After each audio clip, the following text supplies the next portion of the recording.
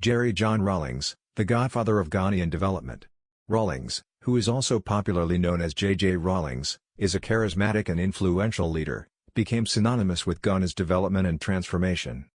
From his humble beginnings to his rise as a revolutionary figure and statesman, Rawlings' legacy is deeply embedded in the fabric of Ghana's history. His leadership style, marked by dramatic interventions and bold reforms, changed the face of Ghana. In this episode we are going to explore the journey of JJ Rawlings, his impact on Ghana, and how he earned the title of the Godfather of Ghana's development. Early life and humble beginnings.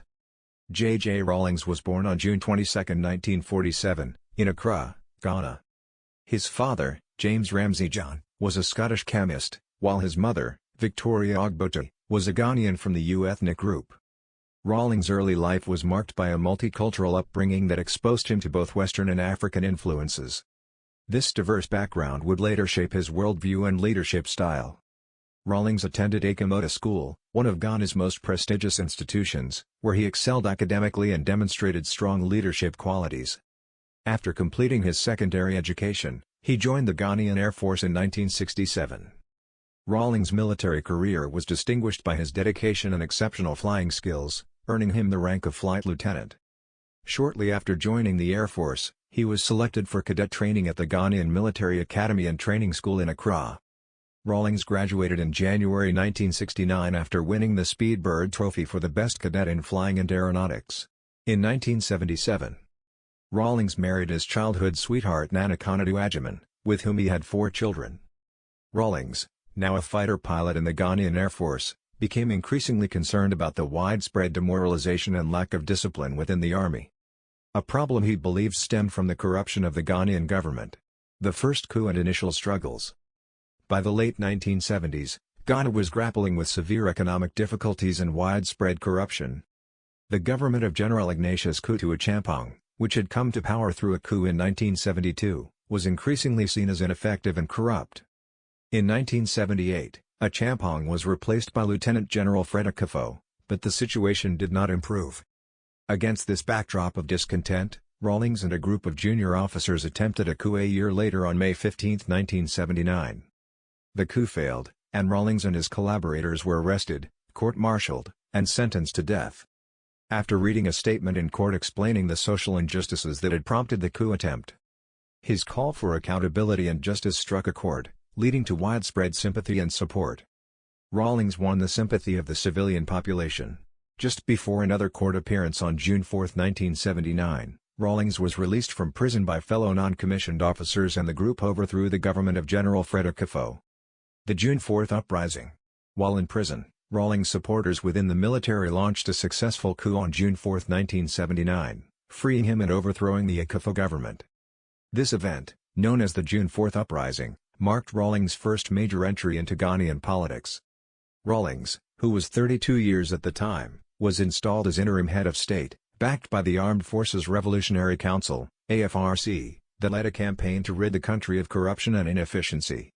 With Rawlings as its leader, the AFRC executed several former military dictators, including Ignatius Kutu Acheampong, Akwasi Afrifa, and Fred Akufo. These actions, though controversial, were aimed at restoring discipline and accountability in the military and government. Rawlings' emphasis on justice and transparency resonated with ordinary Ghanaians who were frustrated by years of misrule. Decentralization and empowerment. Rawlings' vision for Ghana extended beyond economic reforms. He believed in the importance of decentralization and grassroots participation in governance. To this end, he implemented a series of reforms aimed at empowering local communities and promoting participatory democracy. The establishment of district assemblies in 1988 was a major milestone, providing a platform for local governance and decision-making. The decentralization process helped to bridge the gap between the central government and rural communities, fostering a sense of ownership and involvement in national development.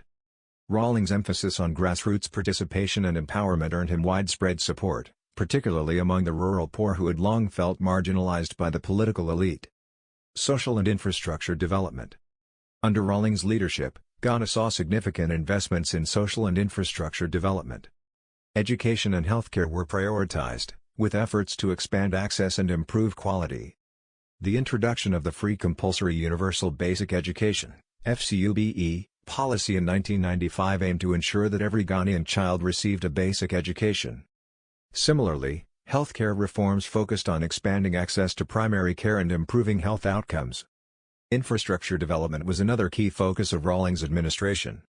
Major projects included the construction of roads, bridges, and electrification programs that connected remote communities to the national grid. These initiatives not only improved living standards but also facilitated economic activities and trade, contributing to overall development. Transition to civilian rule. Shortly thereafter, in September 1979, the ARFC handed over control to a civilian government led by Dr. Hilla Lyman, leader of the People's National Party and winner of the popular vote in the election that established the Third Republic. However, the Lyman administration struggled with the same issues of corruption and economic mismanagement that had plagued its predecessors. Disillusioned with the slow pace of reform, Rawlings and his allies staged another coup on December 31, 1981, overthrowing the Lyman government, under the banner of the Provisional National Defense Council, PNDC. As chairman of the PNDC, he became head of state. On this occasion, Rawlings and his fellow officers retained power. The PNDC era was characterized by radical reforms aimed at transforming Ghana's political and economic landscape. Rawlings' leadership during this period was marked by a commitment to grassroots participation, social justice, and economic recovery. One of Rawlings' key initiatives was the implementation of structural adjustment programs in collaboration with the International Monetary Fund, IMF, and the World Bank. His administration cultivated ties with Cuba and the Soviet Union. These programs aimed to stabilize the economy, reduce inflation, and promote growth through market-oriented reforms. Despite initial resistance, the reforms eventually led to significant improvements in economic performance, laying the foundation for future growth. Transition to democracy and the Fourth Republic. In the early 1990s, the administration became more centrist, reaching out to European democracies and the United States. In 1990, the Rawlings regime established the National Commission for Democracy, NCD, in response to growing demands for a return to democracy and civilian rule. In 1991, the NCD called for an elected president, prime minister, and National Assembly. Political parties were legalized in 1992, and Rawlings left the Air Force and ran as a candidate for the National Democratic Congress, NDC. He won with 58% of the popular vote. After helping to transform Ghana's agricultural practices, Rawlings received the World Hunger Award in 1993. The opposition New Patriotic Party insisted that the 1992 presidential election had been stolen by Rawlings. However, he was again re-elected in 1996 and held the presidency until January 2001. Rawlings' leadership style, characterized by charisma and a hands-on approach, continued to inspire loyalty and admiration among many Ghanaians. The 1992 Constitution limits a president to 2 terms, although not consecutive. Rawlings did not attempt to amend the document to allow him to run for a 3rd term in 2000. He retired in 2001 and was replaced by John Agyekum Kufuor, his main rival and opponent in 1996. It was the first time in Ghana's history that political power had been peacefully transferred to an elected member of the opposition. Kufuor won the presidency after defeating Rawlings' vice president, John Atta Mills, in a runoff presidential election. After 2002, former President JJ Rawlings was a high-profile anti-AIDS campaigner in Africa on behalf of the United Nations. The legacy of JJ Rawlings. JJ Rawlings' impact on Ghana extends far beyond his time in office. His leadership and reforms laid the groundwork for Ghana's political stability and economic growth in the years that followed. Several key aspects of his legacy continue to shape Ghana's development trajectory. Economic stability and growth. The economic reforms initiated by Rawlings, though initially controversial, played a crucial role in stabilizing Ghana's economy. By embracing market-oriented policies and working with international financial institutions, Rawlings' administration was able to reduce inflation, attract foreign investment, and promote growth. The economic stability achieved during his tenure provided a foundation for subsequent governments to build upon. Democratic institutions. Rawlings' commitment to democratic governance, particularly during the transition to the Fourth Republic, helped to strengthen Ghana's democratic institutions. The adoption of the 1992 Constitution and the establishment of multi-party elections marked a significant turning point in Ghana's political history. Rawlings' willingness to transition from military rule to democratic governance demonstrated a commitment to the principles of democracy and the rule of law. Social justice and inclusion. Throughout his leadership, Rawlings emphasized social justice and inclusion, advocating for the rights of the marginalized and underprivileged.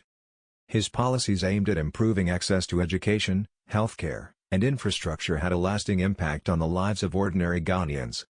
The focus on grassroots participation and decentralization empowered local communities and fostered a sense of ownership in national development. Pan-Africanism and international influence.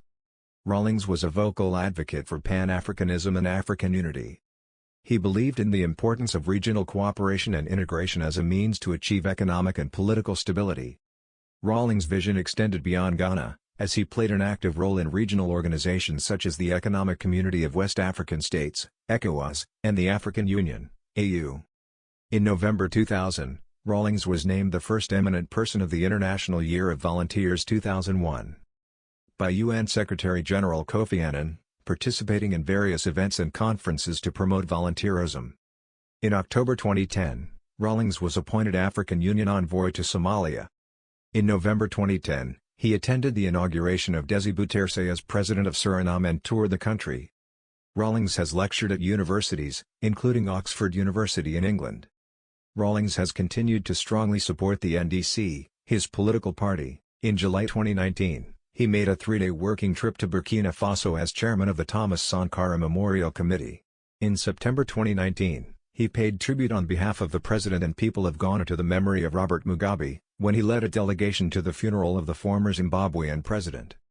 Rawlings died on November 12, 2020, at the Koralbu Teaching Hospital in Accra, a week after being admitted for a short-term illness in Ghana. Reports said his death was caused by COVID-19. His death came almost 2 months after that of his mother, Victoria Ogbota, on September 24, 2020. President Nana Akufo-Addo declared a 7-day mourning period in his honor and flags were flown at half-mast. His family members called on the Ghanaian government to bury him in Keta in the Volta region.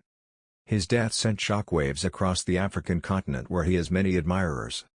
He was considered one of the last surviving African revolutionaries, joining others who had preceded him, such as Burkina Faso's Thomas Sankara, who was one of his closest friends.